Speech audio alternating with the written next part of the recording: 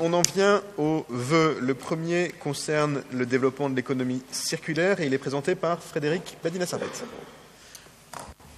Merci Monsieur le maire. Alors, la ville de Paris compte aujourd'hui 8 recycleries généralistes qui acceptent tout type de flux et 4 recycleries spécialisées sur certains flux, les jouets, le matériel culturel, le matériel artistique ou les cartons par exemple. En 2016, ces structures ont collecté près de 3000 tonnes d'objets, mais le gisement qui est potentiellement réemployable est encore énorme si l'on considère les 20 000 tonnes de textiles qui sont encore collectés en mélange dans les déchets ménagers ou les 55 000 tonnes de déchets encombrants collectés chaque année par les services de la propreté de la ville, sans compter évidemment les déchets des professionnels. Je précise au passage que par réemploi, on entend la valorisation et la réutilisation d'objets ou de matériaux destinés à être jetés. Voilà, c'est le principe même de l'économie circulaire. Au-delà de l'objectif de réduction des déchets des ménages, la ville doit aujourd'hui faire face à un enjeu majeur, c'est celui des déchets des bâtiments, qui représentent 3,4 millions de tonnes de déchets par an, soit 3 fois plus que la totalité des déchets ménagers. Aujourd'hui, une partie de ces déchets ne sont pas recyclés. Aujourd'hui, une partie des déchets est recyclée, mais la part de réemploi reste encore très confidentielle. Pour tendre vers un objectif zéro déchet, c'est un objectif que la ville s'est donné, et mener à bien la transition nécessaire pour mieux valoriser les déchets et mieux les réemployer, nous appuyons aujourd'hui sur un tissu d'acteurs dynamiques, opérationnels, et un tissu qui porte déjà une vision commune. Il faut donc maintenant penser à des solutions de plus grande échelle sur tout le territoire et qui puissent mettre en cohérence toutes les actions pour faire de Paris une ville pionnière en matière de réemploi et de mobilisation citoyenne. Nous avons ainsi besoin d'un lieu fédérateur qui permette aux acteurs parisiens du réemploi et de la mise en relation, de mettre en relation les producteurs de déchets et les réutilisateurs, qui agrégeraient ainsi des ateliers ou des outils mutualisés qui pourraient mettre à disposition des espaces des moyens de production ou de recherche. Toutes ces structures parisiennes qui existent aujourd'hui, elles n'ont pas d'espace suffisant pour déployer pleinement leur activité. Et donc l'objectif, c'est de leur offrir un support un peu plus opérationnel, une plateforme qui puisse participer à la consolidation économique de leur activité et contribuer à l'essaimage de nouveaux acteurs sur l'ensemble du territoire parisien. Je vous l'ai dit, voilà, l'idée c'est de changer d'échelle dans le tonnage d'objets réemployés, mais aussi de contribuer au déploiement d'une offre à la mesure de Paris pour la collecte, le tri et le réemploi de grandes quantités et de variétés de gisements à destination de tous les Parisiens, y compris les entreprises comme les collectivités. Ce site, par ailleurs, pourrait ouvrir des perspectives intéressantes en termes d'emploi et de formation nouvelle dans le domaine de l'économie circulaire, tout en permettant d'occuper de manière utile et tournée utile vers le quartier un linéaire des cellules commerciales dans lesquelles nous pourrions implanter, pourquoi pas, une ressourcerie, un atelier de réparation et des professionnels de l'artisanat et du réemploi qui souhaitent pouvoir vendre leur production. Cette démarche s'inscrira ensuite enfin dans la démarche zéro déchet portée par la ville et dans le plan économique circulaire qui sera présenté sous peu au Conseil de Paris. Dans le 18e, c'est le quartier Amiro-Simplon qui bénéficie d'une dynamique importante dans le champ de l'économie circulaire, avec carton plein notamment, mais aussi l'ouverture imminente d'un incubateur dédié à l'innovation autour du réemploi des matériaux. Les orientations qui sont par ailleurs prises sur la parcelle Ordonnaire-Poissonnier tendent vers le zéro déchet et vers le réemploi des matériaux et des déchets. Nous proposons ainsi par ce vœu de manifester au niveau de l'arrondissement notre volonté de faire en sorte que émerge au niveau parisien, mais plus particulièrement dans le 18e, un pôle, un hub, un cluster, on peut l'appeler de plusieurs manières, qui serait dédié à l'économie circulaire. On le sait, les mètres carrés sont rares, mais un site pourrait convenir pour l'installer. Il s'agit du local qui est actuellement occupé par l'enseigne Métro Cash&Carries et qui compte déménager, qui appartient donc à un propriétaire privé, propriétaire avec lequel nous pourrions engager un dialogue quant au devenir du local et partager nos intentions respectives. Voilà, Monsieur le maire, chers collègues, au travers de ce vœu présenté par le groupe écologiste, nous proposons que le Conseil de Paris, le Conseil du 18e déjà, pas tout de suite, le Conseil de Paris, demande à la maire de Paris d'engager donc des études visant à installer tout ou partie de ce potentiel pôle, cluster, qu'on pourrait appeler refabriqué à Paris, idéalement dans le 18e, puis d'engager un dialogue avec le propriétaire, investisseur du 94 108 rue des Poissonniers, pour déterminer la faisabilité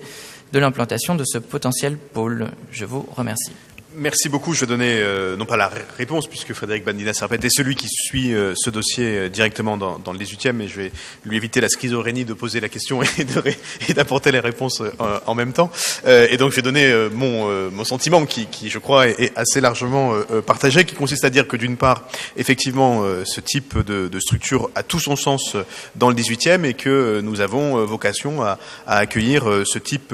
d'expérimentation nouvelle qui, je le redis, mais c'était assez clair dans l'expression de Frédéric, est une proposition haut de gamme. On est sur un équipement utile qui peut être un équipement beau, qui n'est pas une déchetterie, mais qui est vraiment la création d'une activité économique nouvelle autour de la question du réemploi et qui a d'ailleurs sans doute vocation à permettre la création directe et indirecte d'emplois et à valoriser les quartiers. C'est bien parce que ce type d'activité peut être valorisant pour nos quartiers, évidemment, que le 18e peut tout à fait être concerné et pourrait bénéficier d'une implantation de ce type, implantation qui pour le moment est réfléchie à l'échelle parisienne. Un mot sur la proposition de localisation qui est faite, mais Frédéric Badina-Sarpet a déjà donné des éléments d'élargissement. Le quartier Amiro-Simplon peut tout à fait faire l'objet d'une réflexion approfondie sur ce sujet, comme potentiellement d'autres quartiers. Le sujet est de trouver la bonne opportunité foncière à un coût qui soit raisonnable, et c'est bien sûr pour la maire de Paris un élément central de sa réflexion. Il faut trouver le bon équilibre et donc la possibilité de regarder d'engager des études sur le 18e a tout son sens, sur le quartier Amiro-Simplon aussi, mais ne nous interdisons pas d'élargir la réflexion à l'ensemble de l'arrondissement si une opportunité existait. Le quartier Amiro-Simplon est notamment le lieu qui est cité par le vœu va faire l'objet d'évolutions importantes. On en a beaucoup parlé autour du réaménagement dit ordinaire poissonnier et lié à la réflexion qui est celle du propriétaire privé du bâtiment 94-108 rue des Poissonniers qui travaille pour le moment un projet dont j'ai eu l'occasion de leur dire que pour le moment et pour les premières esquisses que j'ai eu à en connaître ne m'apparaissait pas totalement abouti dans son élaboration, travaille à repenser ce lieu. La priorité de la mairie est d'abord de réfléchir au lien entre le bâtiment et la rue, de veiller à supprimer les renfoncements qui existent, qui sont source de difficultés, et de veiller à donner à la rue des Poissonniers, dans sa partie nord, un aspect de rue avec, et le projet qui est proposé n'est pas du tout incompatible, bien au contraire, avec un accès du public à un rez-de-chaussée beau, lumineux, ouvert et accessible pour des activités à destination des Parisiens et des habitants du quartier. Et donc c'est aussi avec cette réflexion sur la volonté de faire de la rue des Poissonniers une rue à part entière,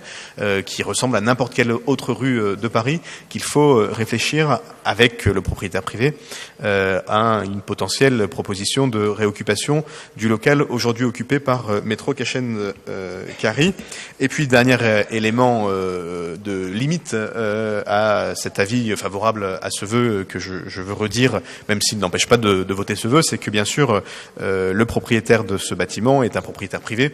avec lequel nous pouvons sans doute discuter jusqu'à un certain point et qui a sans doute des volontés de valorisation de son patrimoine assez importantes. Et donc pour les connaître un petit peu,